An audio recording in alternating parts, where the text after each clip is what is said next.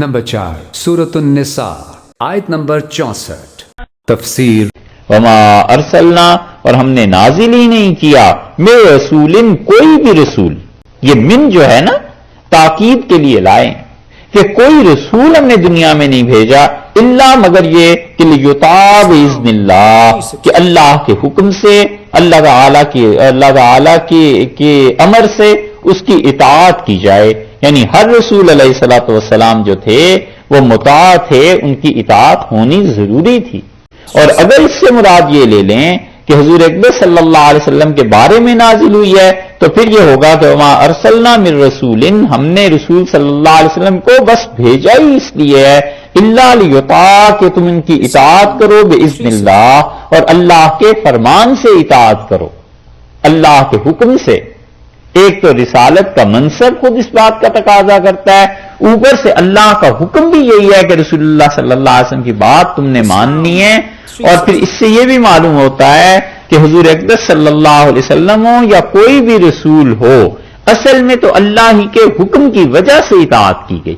باذن اللہ کی قید لگا دی نا، کہ اللہ کا حکم یہ ہے کہ تم ان کی اطاعت کرو. وَلَوْ أَنَّهُمْ ظَلَمُوا أَنفُسَهُمْ، اور اس کے بعد دیکھو اگر ان لوگوں نے ظلموا انفسہم، جس وقت اپنا برا کیا تھا، اپنی جانوں پہ ظلم کیا تھا، منافقت اختیار کر لی تھی، رسول اللہ صلی اللہ علیہ وسلم کی بات نہیں مانی تھی، جاؤکا آپ کے پاس آ جاتے اور آنے کے ساتھ ساتھ فاستغفر اللہ سے معافی مانگ لیتے. یعنی ایمان تو تھا، چاہے نفاق کا ہی تھا لیکن ایمان تھا، کلمہ پڑھتے تھے، ایک چیز یہ کر لیتے کہ آپ کے پاس آ کے اللہ سے ایک معافی مانگ لیتے، اور ایک یہ کہ واستغفر لهم الرسول، اور رسول اللہ صلی اللہ علیہ وسلم ان کے لیے دعا کر دیتے، ان کے گناہوں کی بخشش کے لیے ان کی مغفرت کی دعا کر دیتے، تو لوجد اللہ توابا الرحیما، اللہ کو بہت توبہ قبول کرنے والا، بہت بے حد مہربان پاتے.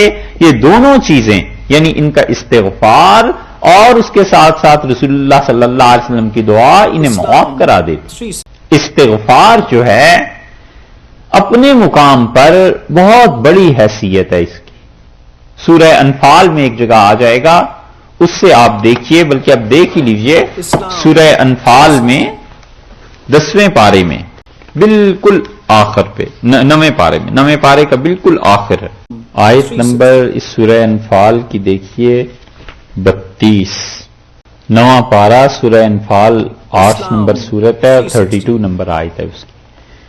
وَإِذْ قَالُوا اللَّهُمَّ، اور جب یہ کافر جمع ہوئے خدا کے گھر میں، ابو جہل اور بدر سے پہلے بہت سے کافر، یا رسول اللہ صلی اللہ علیہ وسلم کی ہجرت کی رات میں، یا بدر سے جب نکل رہے تھے اس وقت، اِذْ قَالُوا اللَّهُمَّ، بیت اللہ میں کھڑے ہیں، بیت اللہ کے سامنے، اور اللہ سے دعا مانگ رہے ہیں رو رو کے. حدیث میں آیا ہے، کہتے ہیں اللہم ان کان ھذا ھو الحق، اللہ اگر یہ دین سچا ہے نا، من عندک، اسلام تیری طرف سے آیا ہے، فامطر علینا حجارۃ من السماء، تو اللہ آسمان سے ہم پہ پتھر برسا، اب ائتنا بعذاب علیم، اور دکھ کی مار ہمیں خدایا دے اگر یہ اسلام سچا ہے تیری طرف سے. دیکھا ہے کبھی کبھی آدمی اخلاص سے اللہ سے بددعا مانگ لیتا ہے، یہ حال ہے.